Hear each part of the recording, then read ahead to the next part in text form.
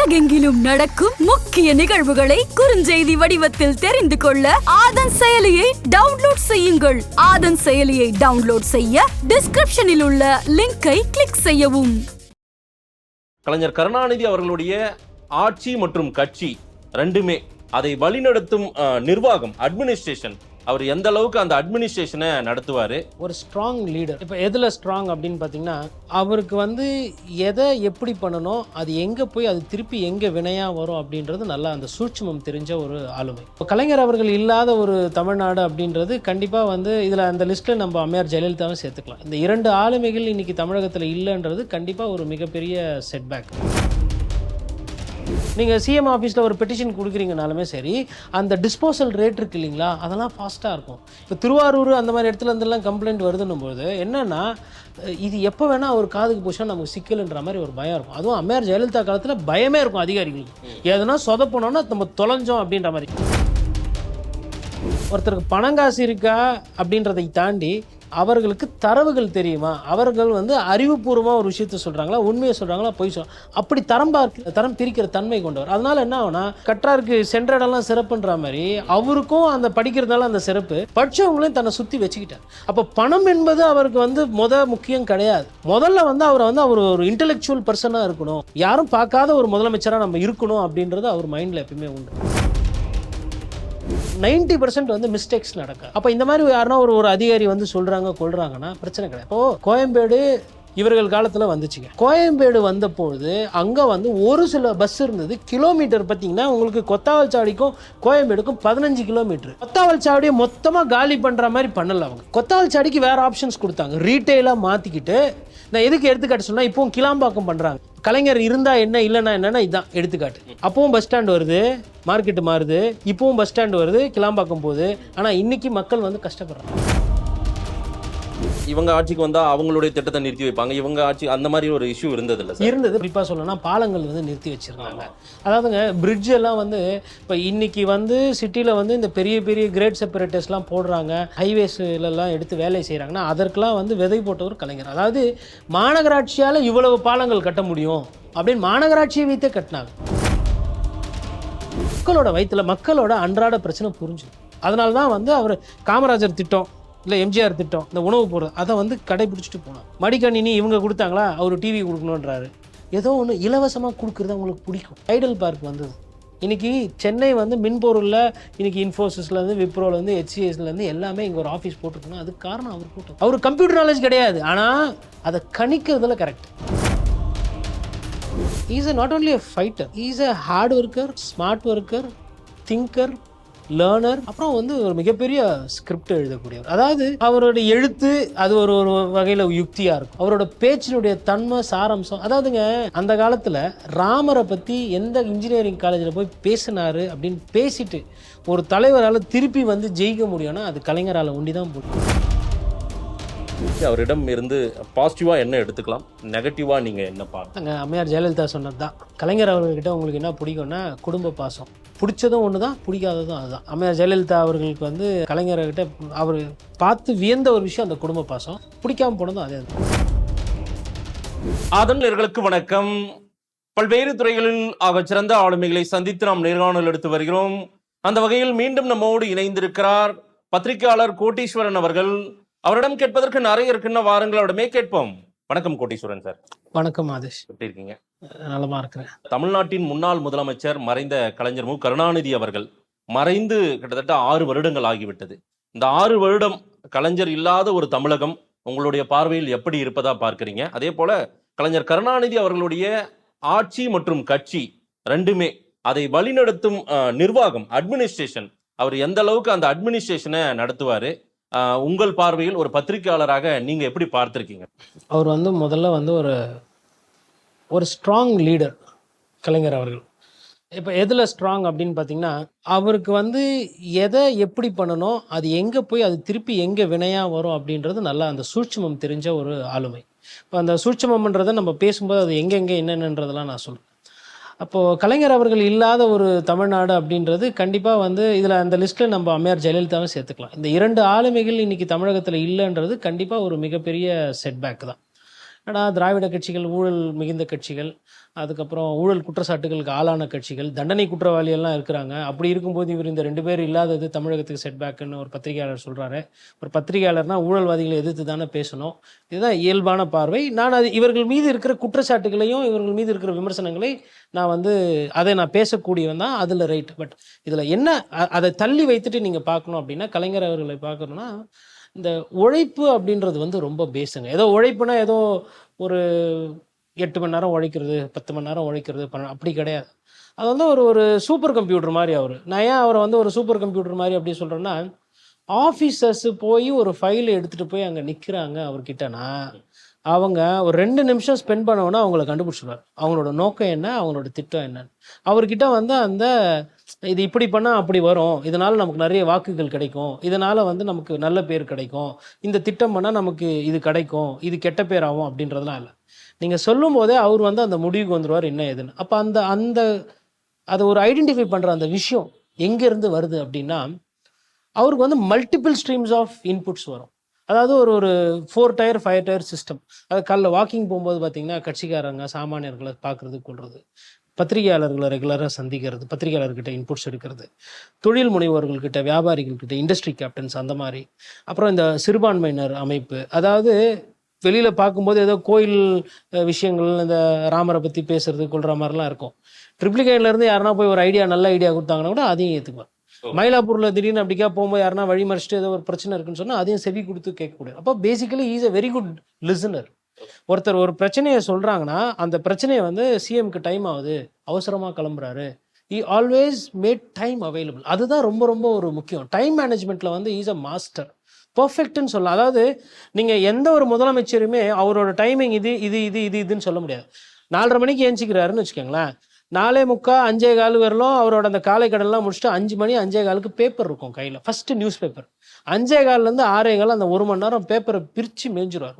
எனக்கு தெரிஞ்சு ஒரு 8 to 10 பேப்பர் அவர் அந்த நேரத்தில் படிச்சிருவார். அதாவது எதிர்கட்சிகள் நடத்தக்கூடிய பத்திரிகைகளாக இருக்கும், இல்லை கூட்டணி கட்சிகள் நடத்தக்கூடிய பத்திரிகைகளாக, ஏதோ நம்பர் 1 பத்திரிகைகள் தான் படிக்கிறது, 50,000 காப்பிக்கு மேலே விற்றா தான் படிக்கிறது, முக்கியமான தொலைக்காட்சிகள் தான் பார்க்கறது, அப்படிலாம் கிடையாது. அது ஒரு சாதாரண பத்திரிகையாக இருக்கட்டும், சின்ன பத்திரிகையாக இருக்கட்டும், இல்லை எதிர்கட்சிகள் நடத்தக்கூடிய பத்திரிகைகள் அதெல்லாமல் படிப்பார், தலையங்கத்தை பார்ப்பார், தலைப்பார். அவர் ஒரு அடிப்படையில் ஒரு பத்திரிகைக்காரன்றதுனால தகவல்கள் எப்பயுமே அவருக்கு தெரிஞ்சிருக்கும். இப்போ நேற்று ஒரு போராட்டம், அந்த போராட்டம் பத்திரிகையில் செய்தி வருதுன்னா, இந்த மாதிரி போராட்டத்தை அறிவிச்சு ஒரு அறிக்கை விட்டுருப்பாங்கல்ல, அதையே அவர் படிச்சிருப்பார். அப்போ அந்த போராட்டம் எதுக்கு, எந்த குரூப் பண்ணுறாங்க, எந்த சாதியினர் பண்ணுறாங்க, எதற்காக பண்ணுறாங்க முன்கூட்டியே தெரியும். அப்போ அந்த போராட்டத்தோட தன்மை தாக்கத்தை பத்திரிகையில் செய்தியாக படிச்சிருவார். அப்போ காவல்துறை எப்படி நடந்துக்கிட்டாங்க, அங்கே என்ன பிரச்சனையாச்சு, அப்போ என்ன ஆகுதுன்னா he is always informed. அப்போ அவருக்கு துறை ரீதியாகவும் சரி, பொதுமக்கள் அவங்க பிரச்சனைகள் ரீதியாகவும் சரி, எல்லாமே தெரியும். அதே மாதிரி என்றைக்குமே காவல்துறையை ரொம்ப ஏற்றுக்கிட்டு ரொம்ப பக்கத்திலே வச்சுக்கிட்டு இருந்த ஒரு முதலமைச்சர் கிடையாது. காவல்துறையை முதல்ல அவரை சுற்றி பார்த்தீங்கன்னா அந்த கட்சி தான் எப்பயுமே இருக்கும், ஃபர்ஸ்ட் கட்சிக்காரர்கள் இருப்பாங்க, அதுக்கப்புறமா தான் மற்ற லேயர்ஸ் வரும். அதில் உங்களுக்கு அவரோட ஃப்ரெண்ட்ஸ் இருப்பாங்க, பொலிட்டீஷியன்ஸை தாண்டி உங்களுக்கு அவருக்கு பேசக்கூடிய ஐடியா சொல்லக்கூடியதுன்றது கிடையாது. அந்த இன்புட்ஸை வாங்கிக்கிட்டே இருப்பார். இல்லை சார், அதிகாரம் மேலே மேலே போகையில் அந்த ஈஸி அக்சஸ்ன்றது நிறைய பேர்கிட்ட இருக்காது. கொஞ்சம் என்னப்பா பாருப்பா, கடந்த காலத்தையெல்லாம் மறந்துட்டு இவர் என்ன பாதியில் போறாருன்ற மாதிரி. கலைஞர் அப்படி தன்னை காட்டிக்கவில்லை. அதிகாரம் வரும்போது அந்த அக்சஸ்ன்றது எல்லாருக்குமான ஸ்பேஸ் கொடுக்கும்போது அவருக்குமே நேரம் குறைவா இருக்கு. நான் ஒரு 2-3 எடுத்துக்காட்டு சொல்றேங்க. அதாவது ஒரு கவுன்சிலர் போயிட்டு கலைஞரை பார்க்கணும்னா சென்னையில் சுலபம், ரொம்ப சுலபம். மாமன்ற உறுப்பினர் வந்திருக்கிற தலைவரை பார்க்கணும், அதிகபட்சம் ஒரு 5 நாள்லேருந்து 10 நாளில் தேதி கிடைச்சோம். ஒரு பத்திரிகையாளர்கள் பேட்டி எடுக்கணும்னா 3 நாள்லேருந்து 2 நாளில் தகவல் சொல்லிடுவாங்க. இது பேட்டி கொடுக்குறாரா இல்லையா, இல்லை உங்கள் மேலே கோபமாக இருக்காரா, இல்லை என்ன கேள்வி, ஒரு பரிமாற்றம் இருக்கும். அந்த பிஏவை பார்க்குறதே கஷ்டம், அந்த first level CM secretary officers பார்க்குறதே கஷ்டம், அப்படிலாம் கிடையாது. நான் சொல்கிற டெட்லைன்லாம் அவரை பார்க்குறதுக்கு அவரோட ஆஃபீஸ் என்னைக்குமே என்கேஜிங்காக இருக்கும். It was available for all kind of people.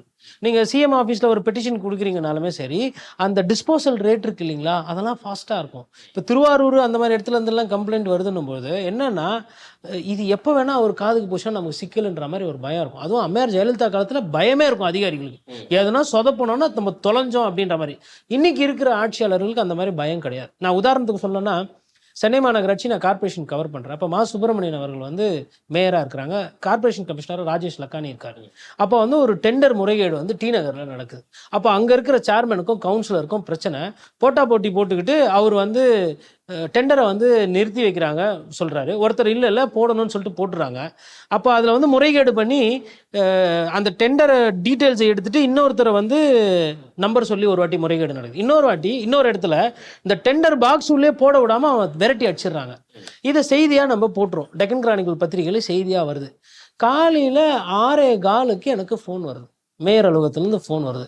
என்னங்க போட்டு வச்சிருக்கீங்க, ஆச்சோ பூச்சோன்னு பிஆர்ஓ வராரு, மேயர் வராரு, கார்பரேஷன் கமிஷனர் வராரு. நான் 7:45 மணிக்குள்ளே அப்படியே டயர்டாகி உட்காந்துட்டேன்.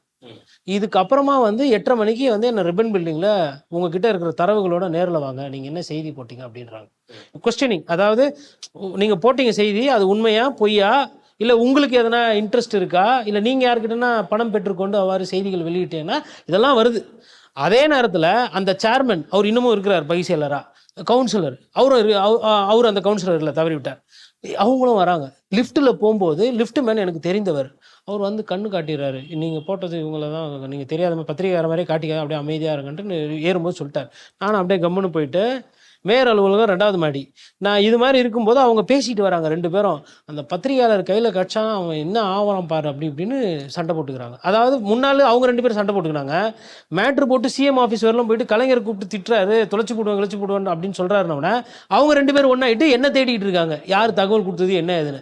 நான் என்ன பண்ணிட்டேன், 2வது மாடி போவோம், ஃபர்ஸ்ட் ஃப்ளோர் இறங்கிட்டு பின்பக்கமாக போயிட்டு ஒரு 10 நிமிஷம் கழிச்சு இவங்க போய் செட்டில் ஆனதுக்கப்புறம் போவோம்னு சொல்லிட்டு அப்புறம் ஒரு 20 நிமிஷம் கழிச்சு தான் போனோன்னா இப்போ மாசுதான் இருந்தார். இது மாதிரி என்ன கேட்கக்கூடாதா, நீங்கள் உங்கள் இஷ்டத்துக்கு போட்டிங்கன்னா என்ன அர்த்தம், ஒரு பொறுப்பாக நடந்துங்க. அவர் கொஞ்சம் கடுமையாக பேசுகிறார்.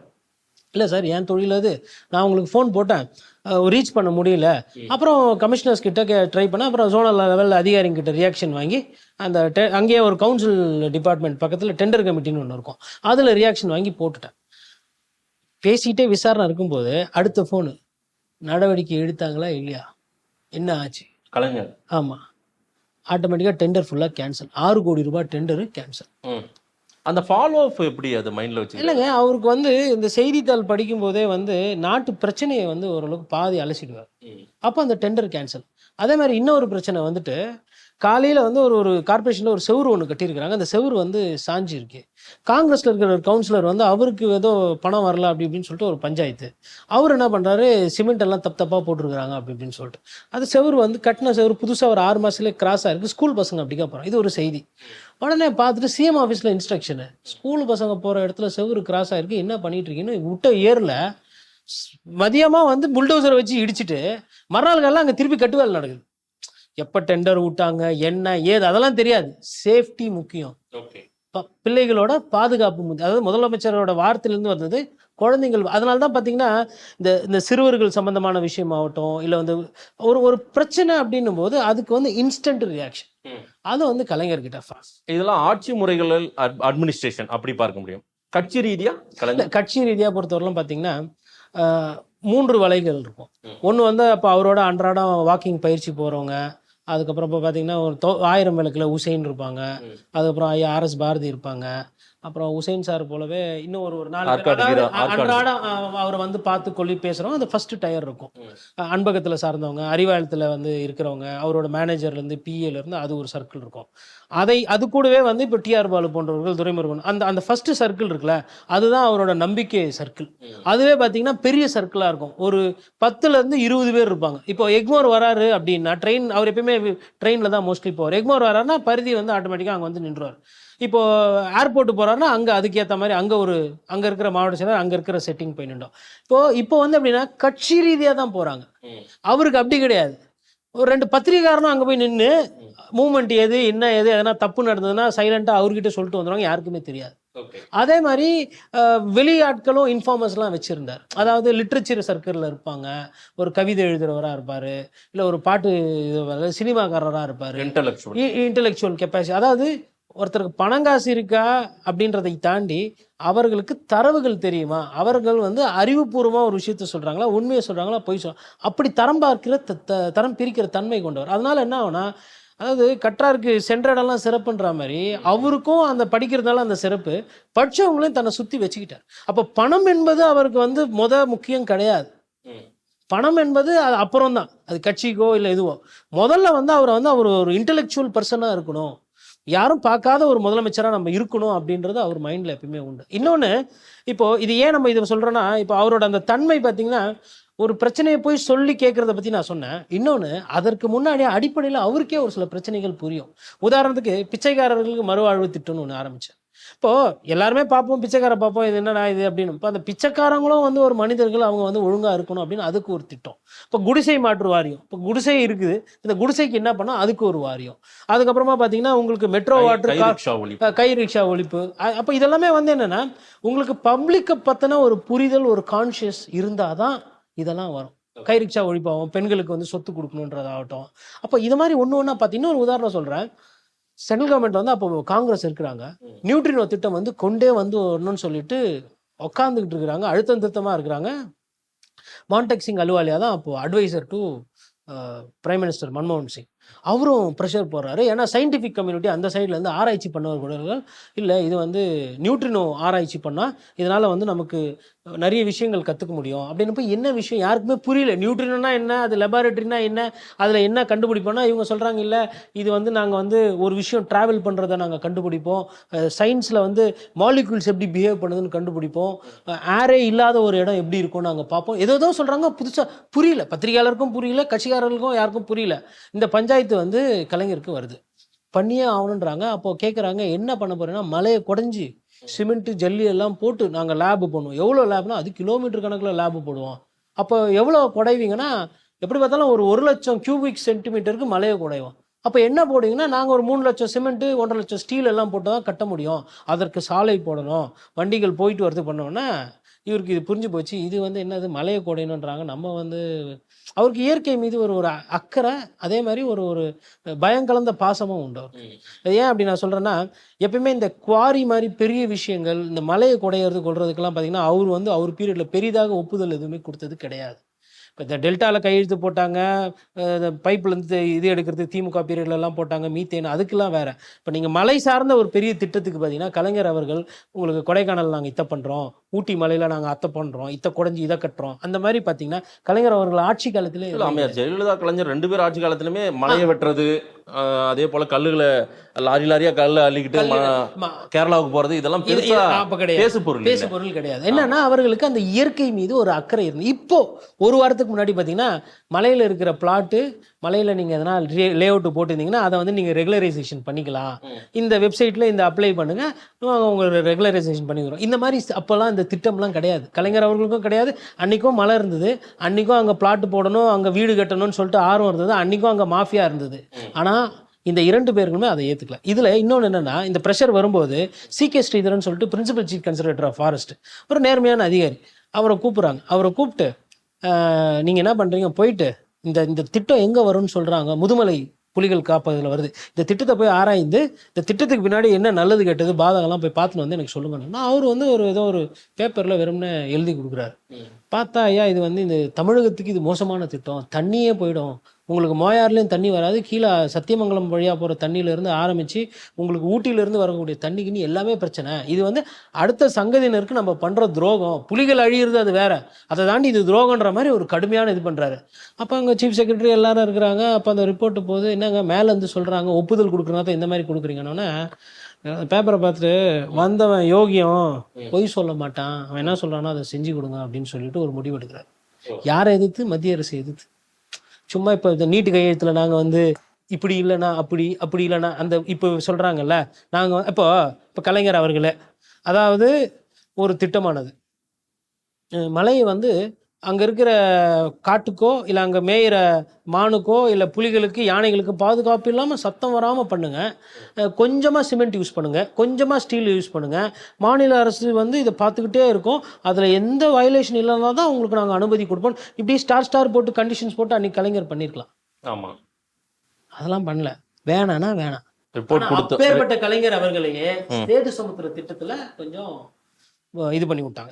இதுவும் கிட்டத்தட்ட இயற்கைக்கு சீற்றமானது. நான் மலையில அவர் பண்ணலன்ற, ஆனால் கடல்ல சேது சமுத்திரம் ஐயா டிஆர் பாலு காலத்துல அதை எடுத்துட்டு வந்தாங்க. ஏன் அது கோட்டை விட்டார்? அது ஒரு அது ஒரு கரும்புலியா போச்சு. ஏன் அப்படின்னா, அவருக்கு வந்து இந்த சேது சமுத்திரம் பற்றின அந்த இலக்கியம் இலக்கணம் புஸ்தகங்கள்லாம் இப்படி இருக்கு. இந்த கப்பலாட்டிய தமிழன் காலத்தில் இருந்து பார்த்தீங்கன்னா நம்ம வந்து போகிறது சோழர்கள் காலத்துல இருந்து ஒரு கப்பல் போக்குவரத்து அப்படின்றது நமக்கு ஒரு பாரம்பரியமாக அது ஒரு இருக்குது. அப்போ இந்த கப்பல் போக்குவரத்து மீது அவர் படித்த இது அது அந்த ஒரு ஈர்ப்பு ஜாஸ்தி. ஓஹோ இது நிரந்தரம் ஆயிடாதா, நம்ம வஉசி சிதம்பரனார் எப்படி ஒரு புரட்சி பண்ணாரோ அந்த மாதிரி சேது சமுத்திரம் திட்டம் வந்துச்சுன்னா அதிகாரிகள்லாம் சொல்கிறாங்க, ஐயா சூயிஸ் கனால் பனாமா கனால் மாதிரி இதை கொண்டு வந்துடுவோம், அப்படியே கப்பல் வந்து அப்படியே டன்னாக ஏற்றி சிங்கப்பூர் போர்ட் மாதிரி இதை அப்படியே தூக்கி நிறுத்திடுவோன்றலாம் இந்த பவர் பாயிண்ட் ப்ரெசன்டேஷனு பேப்பர் ப்ரெசன்டேஷன்லாம் காட்டி எல்லாம் சொல்கிறாங்க. கூட ஐயா டிஆர் பாலு அவர்களோட அழுத்தம் பண்ணணும், இந்த திட்டம் வேணும் அப்படின்னு. அப்புறம் சரி ஓகே கடல் கண்ணுக்கு மரப்பா ஏதோ பண்ண போகிறாங்க போங்கன்னாங்க. ட்ரெட்ஜிங் கார்பரேஷன் ஆஃப் இந்தியா வந்தது நோண்டுச்சு. அப்புறம் வெளிநாட்டிலேருந்து நார்வேவா ஸ்வீடனா தெரில அங்கேருந்துலாம் வல்லுநர்கள்லாம் வந்து பார்த்து கோடிக்கணக்கில் பணத்தை திரும்பி கடலில் போட்டு பாலமும் வரல, சேது சமுத்திர கனாலும் வரல, கப்பலும் போல, மொத்தமாக போட்ட பணம் ஸ்வாஹா. இது ஒரு திட்டம். இது மாதிரி அப்போ இவருக்கு வந்து 90% வந்து மிஸ்டேக்ஸ் நடக்காது. அப்போ இந்த மாதிரி யாருன்னா ஒரு அதிகாரி வந்து சொல்கிறாங்க கொள்றாங்கன்னா பிரச்சனை கிடையாது. இப்போது கோயம்பேடு இவர்கள் காலத்தில் வந்துச்சுங்க. கோயம்பேடு வந்தபோது அங்கே வந்து ஒரு சில பஸ் இருந்தது. கிலோமீட்டர் பார்த்தீங்கன்னா உங்களுக்கு கொத்தாவல்சாவடிக்கும் கோயம்பேடுக்கும் 15 கிலோமீட்டர். கொத்தாவல்சாவடியை மொத்தமாக காலி பண்ணுற மாதிரி பண்ணலை அவங்க. கொத்தாவல்சாவடிக்கு வேற ஆப்ஷன்ஸ் கொடுத்தாங்க, ரீட்டெயிலாக மாற்றிக்கிட்டு. நான் எதுக்கு எடுத்துக்காட்டு சொன்னால் இப்போவும் கிளாம்பாக்கம் பண்ணுறாங்க. கலைஞர் இருந்தா என்ன இல்லைன்னா என்னன்னா இதுதான் எடுத்துக்காட்டு. அப்பவும் பஸ் ஸ்டாண்ட் வருது, மார்க்கெட்டு மாறுது, இப்பவும் பஸ் ஸ்டாண்ட் வருது, கிளாம்பாக்கம் போகுது. ஆனால் இன்னைக்கு மக்கள் வந்து கஷ்டப்படுறாங்க. ஆனா அன்னைக்கு அந்த அளவுக்கு கஷ்டப்படல. அன்னைக்கு இருந்தது அங்க இருந்த வியாபாரிகள் கஷ்டப்பட்டாங்க. அவங்க என்ன சொன்னாங்கன்னா ஹோல்சேலா பெருசா அதாவது 10 லாரி வருதா 5 லாரி வருதா கோயம்பேடுல இறக்கிக்க, அங்க இருந்து நீங்க வந்து சேர் ஆட்டோல இல்ல குட்டி யானையில இல்ல இந்த டெம்போ டிராவலர்ல எடுத்துட்டு வந்து கொத்தாவல்சாவடிக்கணுமா வெத்துக்கணும். கொத்தாவல்சாவடி ரீட்டைல், அது ஹோல்சேல்னு பிரிச்சாங்க. இப்ப இவங்க கிளாம்பாக்கத்துல என்ன பண்ணிட்டாங்க, பஸ் ஸ்டாண்ட்ல வெளியூர் போனோமா எல்லாம் போய் அங்க ஏறிக்காங்க. நான் என்ன சொல்றேன்னா அங்க வந்து சொகுசு பிரைவேட்டோ ஒரு பாதி அங்க மீதி பாதி இங்க. இப்ப வண்டலூர்ல இருக்கிறாங்க, செங்கல்பட்டுல இருக்கிறாங்க, தாம்பரத்துல இருக்காங்க, அவங்க போய் ஏறிக்கிட்டோம் கிளாம்பாக்கத்துல, யாரும் ஒன்றும் சொல்ல போறது இல்லை. கோயம்பேடுல வரவங்கள போய் அங்க போய் ஏறணுன்றது, வடசென்னையில இருக்கிறவங்கள போய் கிளாம்பாக்கத்துல ஏறணும்னா இங்கிருந்து அங்க போறதுக்கே வந்து 2 மணி நேரம் ஆகுது. நீங்க வந்து அவசரத்துக்கு போனோம் இல்லை ஒரு கெட்ட செய்தி ஃபுல்லா கார் எடுத்துட்டு போக முடியாது, அவசரத்துக்கு போனா இங்க இருந்து அங்க போறதுக்கே 400 ரூபா 500 ரூபா ஆட்டோக்கோ இல்ல டாக்ஸிக்கோ செலவு. டாக்ஸிக்கெல்லாம் செலவு பண்ணா 800 ரூபா ஆகுதுன்றாங்க. அப்போ மக்களோட பிரச்சனை புரியாதவர்கள் இருக்கிறாங்க அதிகமா. ஆனா கலைஞர் அவர்கள் ஒருத்தருக்குமே இந்த பிரச்சனை எல்லாம் புரியும். இப்போ கரண்ட் பில்லுகளை அவர் பீரியட்ல ரொம்ப தீவிரமா ஏத்தின மாதிரி எனக்கு தெரிஞ்சில்ல. அவர் பீரியட்ல இருந்த பிரச்சனை கரண்ட் இல்லா பிரச்சனை. கரண்ட் பில் அதிகமாக ஏறிச்சின்னு பிரச்சனை கிடையாது. சொத்து வரி எல்லாம் வந்து பார்த்தீங்கன்னா ஏற்றுனாங்க, அப்போல்லாம் ஏற்றுனாங்க. ஏன்னா நான் ஒரு பத்திரிகையாளராக அதெல்லாம் கவர் பண்ணியிருக்கிறேன். 20 விழுக்காடு 15 விழுக்காடு அந்த மாதிரி கணிசமாக ஏற்றுவாங்க. அதுவும் வந்து பார்த்தீங்கன்னா இந்த பால் விலை தண்ணி விலை இதெல்லாம் வந்து பெருசாலாம் ஏற்றமெல்லாம் இல்லை அவர் பீரியடில். ஆனால் இன்னைக்கு அப்படி கிடையாது. எதோடு 100 விழுக்காடு 125 விழுக்காடு அப்படியே டபுள் ஆகுது. அப்புறம் அது செய்தி வந்தால் மறுநாள் வந்து விளக்கம், நாங்கள் இப்படி சொல்லலை, இது நீங்கள் வந்து தப்பாக எழுதுறீங்க, இது வந்து தவறுதலாக புரிஞ்சுக்கிட்டீங்க, நீங்களே ஆய்வு பண்ணி நீங்களே பண்ணிடலாம், இப்போ சொன்னதை செய்வோம் சொல்லாததை செய்வோம்னு சொல்லிட்டு மக்களோட வயிற்றுல அடிக்கிறது தெரிஞ்சு பண்ணுறீங்களா தெரியாமல் பண்ணுறாங்களா தெரியும். என்னையா அந்த துறை ரொம்ப நஷ்டத்தில் போகுது அப்படின்னு எல்லாம் கேட்பாராம் கலைஞர். ஆமா தலைவரே, இந்த மாதிரி ஒரு 2 ரூபாய் நம்ம இதில் ஏற்றிடுவோம், ஒரு 3 ரூபாய் இதில் விலையேற்றினா ஓட்டு நீ வாங்கி கொடுப்பேன்னு கேட்பாரு. நீ போய் நீ நாளைக்கு நீ ஓட்டு கேட்க போறியா நான் ஓட்டு கேட்க போறேன். அதிகாரிகளும் கிட்ட போய் பேசுறது 10 அடி அதாவது மரியாதை இருக்கும். விட்டுட்டு லாப நஷ்டம் கணக்கு நான் பாத்துக்கிறேன் ரைட்டுன்னு ஏங்க அப்படிலாம் பார்த்து இருந்தா. இப்ப நான் கேட்கிறேன், இப்போ காலை உணவு நம்ம போட்டிருக்கோம் ரைட்டுங்களா, நல்ல திட்டம் அரசாங்கம் போட்டிருக்கு, மாணவர்கள் சாப்பிட்றாங்க கொள்றாங்க, அம்மா உணவுக்கு பாதிப்பாயிருக்கு. இப்போ இதுக்கு யார் காரணம்? ஒரு கரெக்டாக நீங்கள் பண்ணுறீங்கன்னா என்ன பண்ணணும்? இப்போ எதிர்கட்சி தலைவர் சொல்கிறாரு அம்மா உணவகம் வந்து சரியா இல்லை, இதெல்லாம் வந்து கண் துடைப்புன்றாரு. அப்போ இன்னைக்கு ஒரு விமர்சனம் வந்திருக்கிற அளவுக்கு ஆயிருக்குல்ல. கலைஞர் அவர்கள் காலத்தில் இந்த மாதிரி மற்றவங்க போட்ட திட்டங்கள் எல்லாம் பெருசாலாம் அவர் காலி பண்ணது கிடையாது. அந்த திட்டங்கள் இருந்ததுன்னா அதை விட கூடுதலாக இன்னொரு திட்டம் இப்போ மேபி அவர் இருந்திருந்தாருன்னா என்ன பண்ணியிருப்பாரு, அம்மா உணவகத்துக்கு பக்கத்துலேயே பிரி 2 இதில் வெஜிடேரியன் போடு, அண்ணா உணவகம் பேர் வை, இல்லை பெரியார் உணவகம் பேர் வை, முட்டை போடு, சிக்கன் சூப்பு கொடு, இல்லை ஒரு பரோட்டா 10 ரூபா 5 ரூபாய்க்கு எதனா போடு, அதை சாப்பிட்டு போட்டோம். சுகர் கீர் வந்திருந்தா இந்த கொண்டக்கடலை அந்த மாதிரி எதனா மாற்றி யோசிச்சிருப்பார். அது அப்படியே லூஸில் விடுறது, அது போட்டோம். இப்போ அம்மா உணவகம் இல்லை, அம்மா அந்த லேப்டாப்பு கிடையாது இப்போ மாணவர்களுக்கு கொடுக்குறோம். ஏன்னா இதெல்லாம் வந்து லேப்டாப்ன்றது வந்து ஒரு வேலைக்கு போகிறான் இல்லை அவனுக்கு ஒர்க் ஃப்ரம் ஹோம் பண்ணோம் இல்லை வீட்டிலேருந்தே படிக்கணும்னா அது வந்து இந்த கொரோனா காலத்தில் முன்னாடி கொடுத்தது எப்படி உதவுச்சுன்றது பார்த்தோம் மற்ற நாடுகளோட மற்ற மாநிலங்களோட பார்க்கும்போது. அப்போ அதை கொடுக்கல, அதில் தோய்வு. அதுக்கப்புறம் நாங்கள் டேபு கொடுக்குறோம், அத்தை இதெல்லாம் அதிகாரிகள் கொடுக்குற ஐடியா. ஒன்றும் இல்லைங்க, யாரா ஒரு அதிகாரி சார் இது பாப்புலராக இருக்குது ஒன்றும் இல்லை, அவங்க பீரியட்லாம் அம்மா படம் ஒட்டி கொடுத்தாங்க, நம்ம பீரியட்ல தலைவர் உங்கள் படம் ஒட்டி கொடுப்போம். உங்கள் படம் போய் போகும்போது ஓப்பன் பண்ணால் ஸ்டாலின் அவர்கள் சிரிக்கிற மாதிரி இருக்கும் போது அதை பார்க்கும்போது ஒரு விளம்பரம் தானே. யாருன்னா அந்த திட்டத்தை நிறுத்தி வைப்பாங்களா? அப்போ இதெல்லாம் யார் எடுத்த முடிவு? எனக்கு தெரிஞ்ச முதலமைச்சர் இந்த மாதிரி எடுத்திருப்பாரு நான் நினைக்கல. ஏன்னா அவர் வந்து கலைஞர் அவர்களுக்கு சிந்தித்து அந்த மாதிரி அடுத்து என்ன அதாவதுங்க ஒரு கோடு இருக்குன்னா அந்த கோடு பக்கத்தில் பெரிய கோடு போட்டால் அது கலைஞர். அது மாதிரி ஒரு சிந்திக்கக்கூடியவர். அந்த கோடே இல்லாமல் ஆக்குனா அது அம்மையார் ஜெயலலிதா. அந்த சிந்தனை வேற. இன்னைக்கு இருக்கிறவங்க இவங்களோட கதைகள். கலைஞர் அம்மையார் ஜெயலலிதா இருக்கும்போது இவங்க ஆட்சிக்கு வந்தா அவங்களுடைய திட்டத்தை நிறுத்தி வைப்பாங்க, இவங்க ஆட்சி அந்த மாதிரி ஒரு இஷ்யூ இருந்தது இல்லை சார்? இருந்தது. பாலங்கள் குறிப்பா சொல்லணும்னா பாலங்கள் வந்து நிறுத்தி வச்சிருந்தாங்க. அதாவதுங்க பிரிட்ஜ் எல்லாம் வந்து இப்போ இன்னைக்கு வந்து சிட்டியில் வந்து இந்த பெரிய பெரிய கிரேட் செப்பரேட்டர்ஸ்லாம் போடுறாங்க, ஹைவேஸ்லாம் எடுத்து வேலை செய்கிறாங்கன்னா அதற்கெல்லாம் வந்து விதை போட்டவர் கலைஞர். அதாவது மாநகராட்சியால் இவ்வளவு பாலங்கள் கட்ட முடியும் அப்படின்னு மாநகராட்சியை வைத்தே கட்டினாங்க. இந்த பெரம்பூர் பாலம் ஒண்டி தான் அரசியல் ஆக்கி அது ஐஐடி மண் சரிவுலாம் ஆகி அதை நிறுத்தி வச்சாங்க. அதில் தான் அவர் கைதம் செய்யப்பட்டு அதுக்கப்புறம் அதில் வந்து முகாந்திரம் இல்லைன்னு சொல்லிட்டு அவர் விடுதலையே ஆனார். ஏங்க நீங்கள் யோசிச்சு பாருங்க, அப்போ ஒரு மாநகராட்சியை எப்படி எஃபிஷியண்ட்டாக யூஸ் பண்ண முடியும் அப்படின்றது அவருக்கு தெரியும். அவர் எப்படின்னா அந்த டார்கெட்லேயே வச்சிருப்பாருங்க. யாரும் வந்து அதாவது கலைஞர் பீரியட்லேயும் வந்து கட்சிக்காரர்களோட தலைவலி இருந்தது, அட்டகாசம் இருந்தது, இந்த ரவுடி பசங்க வந்து போய் மாமூல் கேட்குறது, அந்த மாதிரி விமர்சனங்கள்லாம் அவர் பீரியடில் இருந்துச்சுங்க. ஆனால் அதை தாண்டி அவர் ரொம்ப கிளியராக இருந்த ஒரு 2 விஷயம் என்னென்னா, ஒன்று விலைவாசி கண்ட்ரோல். விலைவாசியை பொறுத்தவரைலாம் அவர்கிட்ட போய் ஒரு அதிகாரி ஐயா இதை நான் இந்த விலைக்கு ஏற்றிக்கிறேன், இதை நான் பண்ணிக்கிறேன்லாம் அப்படிலாம் சுலபமாலாம் கையெழுத்துலாம் வாங்கிட்டு வர முடியாது. இன்னைக்கு ஈஸி. எல்லா துறையிலையும் போயிட்டு அந்தந்த அதிகாரி போய் கையெழுத்து வாங்கிட்டு வந்துட்டு விலைவாசி ஏற்றி. அதிகாரிக்கு என்ன போச்சு? பால் விலை ஏற்றியாச்சா, சொத்து வரி ஏற்றியாச்சா, தண்ணி வரி ஏற்றியாச்சா, கரண்ட் விலை ஏற்றியாச்சா, போக்குவரத்து ஆம்பளைங்களுக்கு போகிறதுக்கு பஸ்ஸில் விலை ஏற்றியாச்சா, ரியல் எஸ்டேட்டு லேண்டு அந்த ரெஜிஸ்ட்ரேஷன் சார்ஜஸ் எல்லாம் 2 மடங்கு 3 மடங்கு ஏற்றியாச்சுங்களா, பில்டிங்கு பிளான் அப்ரூவல் கொள்வது வாங்குறதுக்கு அதுக்கும் ஏற்றியாச்சா, அப்புறமா இது கார்பரேஷன், அதுக்கப்புறம் சிஎம்டிக்கு போனோம் பெரிய பில்டிங்னா அதுக்கும் ஏற்றியாச்சா, அதுக்கப்புறம் வண்டி ஓட்டணும் கார் ஓட்டணும்னா அதுக்கு வந்து ரோட் பர்மிட்டுக்கு பணம் கட்டினு அதையும் ஏற்றியாச்சா, அப்புறம் அதுக்கப்புறம் இந்த இது ஒன்று இந்த இ சேவாவில் ஒரு சில அப்ளிகேஷன் பண்ணுறதுலாம் அந்த வந்து அது இன்னும் கிளியர் கட்டாக வரல. ஆனால் அதுவும் லைட்டாக ஏறி இருக்கு. ஏன்னா தேர்ட் பார்ட்டி பேமெண்ட் போகுது, கேட்வே மூலிமா பேமெண்ட் போகும்போது அதுக்கு சர்வீஸ் சார்ஜ் அந்த மாதிரி. கிட்டத்தட்ட நான் சும்மா கேஷுவலாக பேசுவோம் 10 விஷயம் நான் சொல்கிறேன்.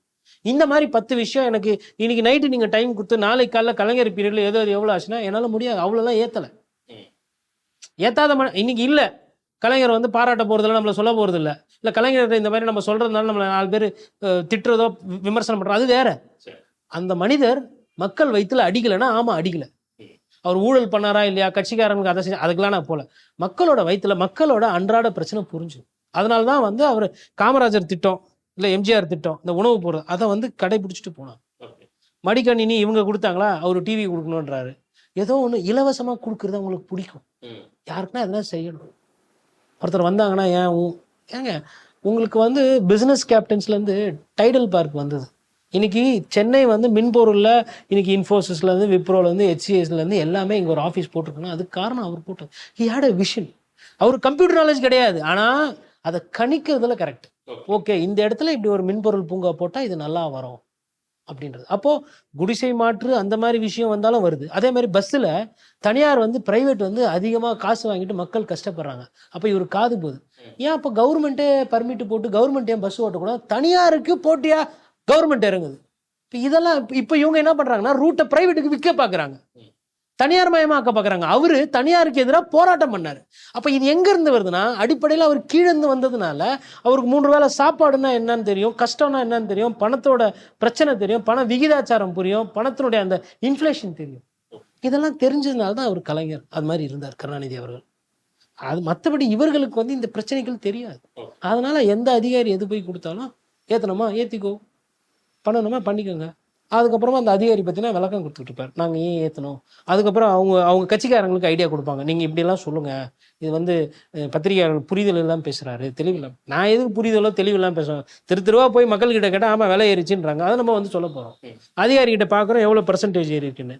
அப்போது தங்கமணி வேலுமணி அவர்கள் கொஞ்சம் ஏற்றிக்கிறப்போ நீங்கள் தானே எதிர்கட்சியாக இருந்து பிரச்சனை பண்ணீங்க. அப்போ இன்றைக்கி அதெல்லாம் பண்ணுறீங்க. இதான் அதாவதுங்க கலைஞர் வந்து ஆஸ் அ ஹோலிஸ்டிக் வந்து இஸ் எ ஓவரால் பர்சன்.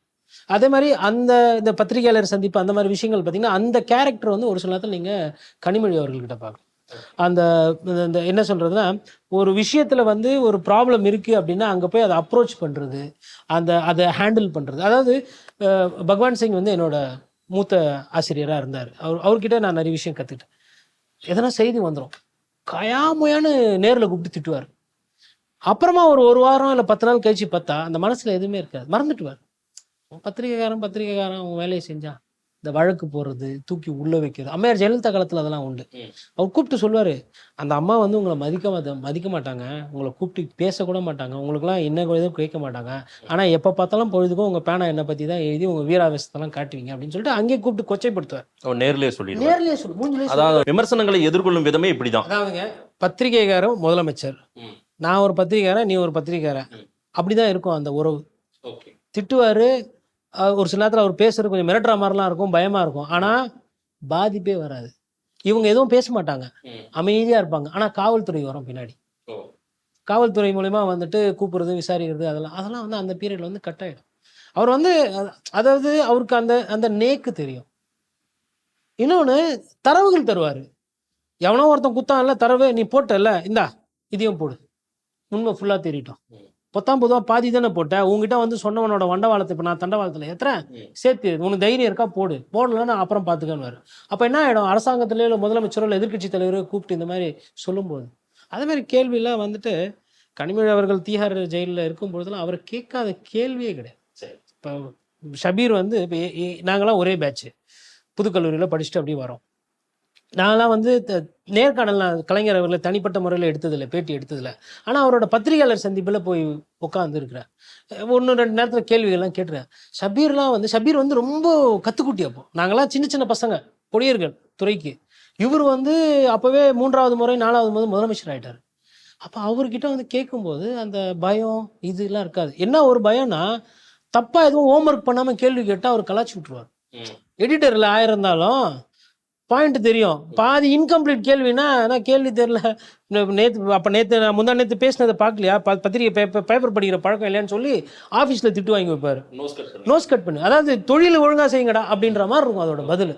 ஆனால் அந்த கேள்வி ஒரு காரமாக இருக்குது, கஷ்டமாக இருக்குது, நெருடலாக இருக்குன்னா இன்னும் பதில் சொல்லுவார். இந்த கடந்து போகிறது, மைக்கை தள்ளி விட்டு போகிறது, அது வந்து ஒரு சதுரங்க ஆட்டமாக எடுத்துக்குவார் பத்திரிகையாளர் சந்திப்பை.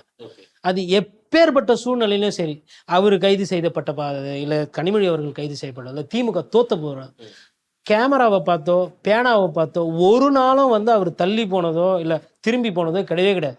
அதை நேர்கொண்டு அந்த தடையை வந்து அப்படியே ப்ளஸ்ஸாக மாற்றுவார், எதிர்கொண்டு. அது ஒரு இது. அதே மாதிரி உங்களுக்கு கலைஞர் அவர்கள் பீரியடில் இன்னொன்று என்னன்னு பார்த்தீங்கன்னா, அவைலபிலிட்டி நம்ம ஒன்று சொன்னோம் இல்லைங்களா, அந்த இன்ஸ்பெக்ஷன்ஸு, அந்த ஃபாலோ அப் ரொம்ப ஜாஸ்தியாக இருக்கும். அதாவது இப்போ அவருக்கு சண்முகநாதன் ஒருத்தர் இருந்தார், அதே மாதிரி இன்னொரு 2 இருந்தாங்க. அவர் ஆஃபீஸே எப்படி இருக்கும்னு பார்த்தீங்கன்னா, ஃபாலோ அப்ஸோட ஃப்ரீக்வன்சிஸ் வந்து அதிகமாக இருக்கும். உதாரணத்துக்கு ஸ்டான்லி ஹாஸ்பிட்டலில் வந்து அவருக்கு வந்து ஒரு மனக்கசப்பு, யார் கலைஞர் அவருக்கு. என்னன்னா, அவரோட அம்மாவுக்கு வந்து அங்கே ஒரு சில வைத்தியம்லாம் பார்க்குறாங்க, அது சரியாக வரல. அதேமாதிரி அவங்க ஃபேமிலியில் ஒரு சில பேருக்கு பார்த்து அங்கே சரியாக வரல. அப்புறம் வயது முதிர்வாக இறக்குறாங்க. அப்போ அந்த ஸ்டான்லி ஹாஸ்பிட்டல் பார்த்து நமக்குமே என்ன ஆகிடும், ஒரு மருத்துவமனை தனியாரோ பொதுவோ அங்கே போய் நமக்கு சரியாக இல்லை அப்படின்னும் போது அது மேலே ஒரு அந்த பக்கம் எதுக்கு அப்படின்ற மாதிரி பார்ப்போம். அங்கே இருக்கிற சுகேந்திரன் ஒரு gastroenterologist, head of the department நினைக்கிறேன். அப்போ அங்கே அவரு மூலயமா வந்து அவர் சர்ஜனும் கூட, அவர் மூலயமா அங்கே வந்து ஒரு பெரிய ஹாஸ்பிட்டல் வந்துட்டு ஒரு தனி டிபார்ட்மெண்ட் ஒன்று கட்டுறாங்க. இவருக்கு என்னடா ஆஸ்பத்திரி ஸ்டான்லி போனோமா அப்படின்னு சொல்லிட்டு நெருடல். சிஎம் வந்துடுறாரு, வந்துட்டு இது பண்ணிட்டு அந்த மேடையிலே சொல்கிறாரு, எனக்கு வந்து ஸ்டான்லினாவே கொஞ்சம் ஒன்றும் பெரிய ஈடுபாடு கிடையாது, ஜிஹெச் அதெல்லாம் கூட ஓகே. அதாவது இப்போ ராஜீவ்காந்தி ஜெனரல் ஜிஹெச் இருக்கு, அப்போ ஜிஹெச் தான் சொல்லுவான். ஜிஹெச்னா எனக்கு பிரச்சனை இல்லை, அது ஜிஹெச் மேலே அவருக்கு ஒரு நல்ல அபிப்பிராயம், இது மேலே வந்து கொஞ்சம் ஏதோ அவருக்கு ஒரு இது. அப்போது சுகேந்திரன் டாக்டர் வந்து எனக்கு பழக்கப்பட்டவர், அவருக்கு வேண்டி தான் நான் இங்கே வந்தேன். அப்புறமா யோசிச்சு பார்த்தேன், இந்த ஸ்டான்லி வந்து இந்த வடசென்னை வாழ் மக்களுக்கு இதுதானே, இப்போ எனக்குன்னு இருக்கிற விருப்பு வெறுப்பு, எனக்குன்னு இருக்கிற ஆசை பாசங்கள் இல்லை. அப்போது டாக்டர் பழக்கப்பட்டவர், டாக்டரை விட முக்கியமானவங்க இங்கே இருக்கிற மக்கள். இப்போ இந்த மக்களுக்கு இந்த பயன்பாடு வரும் அப்படின்னும்பொழுது ஒரு நிமிஷம் யோசித்தேன், வந்துடுறேன் அப்படின்னு சொல்லிட்டேன், அதான் வந்துட்டேன். அப்போ இதெல்லாமே வந்து என்னென்னா, அப்போ அங்கே கூடியிருக்கிற மக்கள் எல்லாருக்கும் ஒரே குஷி ஸ்டான்லி ஹாஸ்பிட்டல். அதாவது அந்த நேரத்தில் அந்த மக்கள் என்ன நினைக்கிறாங்க, அவங்களோட தேவைகள் என்ன, அவங்களுக்கு என்ன பிடிக்கும் என்ன பிடிக்காது, அதெல்லாம் பார்த்து he read people, he connected with people. 6 வருடம் நம்மை விட்டு மறைந்தாலும் கலைஞரை பற்றி நிறைய தகவல்கள் நீங்கள் சொல்லியிருக்கிறது. அவரிடம் இருந்து பாசிட்டிவாக என்ன எடுத்துக்கலாம், நெகட்டிவாக நீங்கள் என்ன பார்த்தீங்க சார்? அம்மையார் ஜெயலலிதா சொன்னது தான், கலைஞர் அவர்கிட்ட உங்களுக்கு என்ன பிடிக்கும்னா குடும்ப பாசம், பிடிச்சதும் ஒன்று தான், பிடிக்காததும் அதுதான். அம்மையார் ஜெயலலிதா அவர்களுக்கு வந்து கலைஞர்கிட்ட அவர் பார்த்து வியந்த ஒரு விஷயம் அந்த குடும்ப பாசம். பிடிக்காம போனதும் அதே தான். அது மாதிரி அந்த குடும்பத்துக்கு மீது அவர் வந்து அதிக முக்கியத்துவம் கொடுத்துட்டாரோ அப்படின்ற அந்த ஒரு விஷயம் அவர் மீட்ட.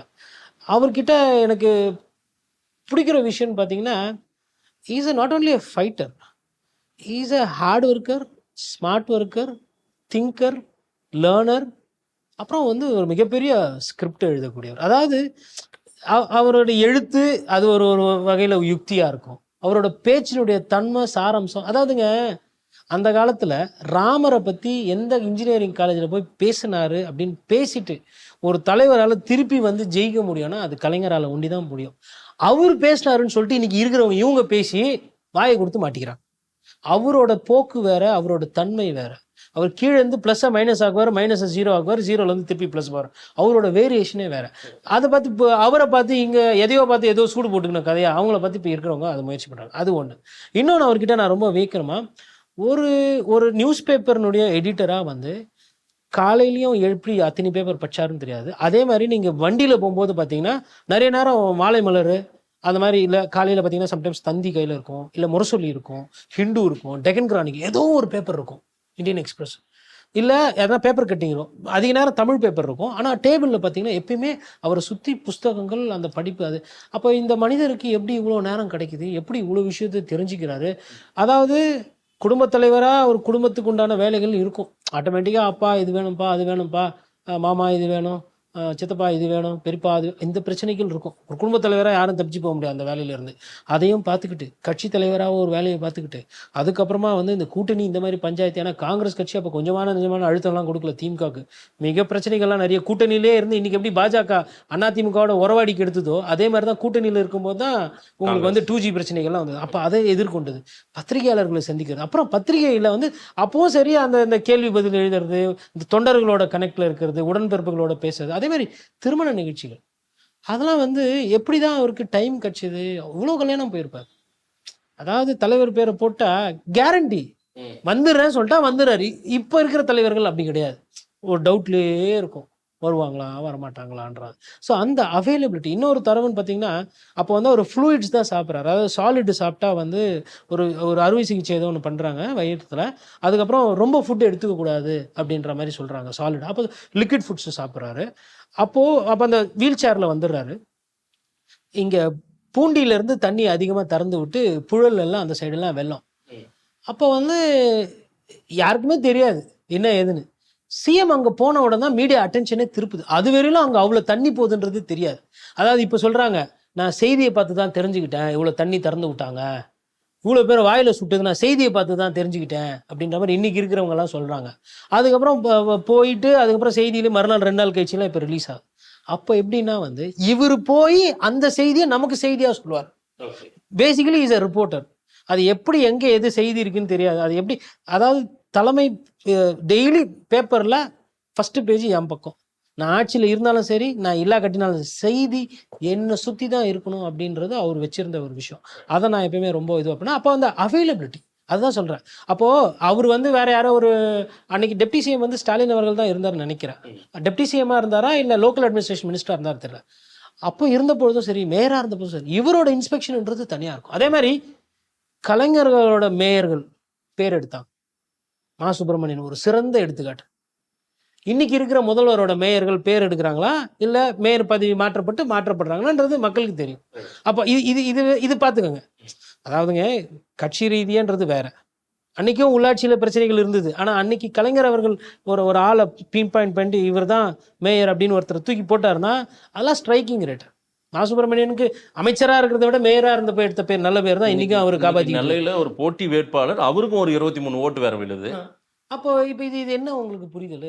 அப்போ அவர் இருந்தப்போ சொல் பேச்சு கேட்டாங்களா? இப்போ இருக்கும்போது சொல் பேச்சு கேட்கலையா? இல்லை அன்னைக்கு அவரு நல்ல ஆட்களை தேடி தேடி பதவி கொடுத்தாரா? இல்லை திமுகவோட தன்மை அன்னைக்கு இதை விட பெட்டராக இருந்ததா? அதெல்லாம் எனக்கு தெரியாது. ஆனால் நான் பார்க்கும்போது என் கண்களுக்கு அன்னைக்கு that was a golden period of DMK. Yes, நிறைய விஷயங்கள் சார். மக்கள் என்ன சொல்றாங்கன்னு பார்க்கலாம். நேரம் கொடுத்து பேசியமைக்கு நன்றி. நன்றி.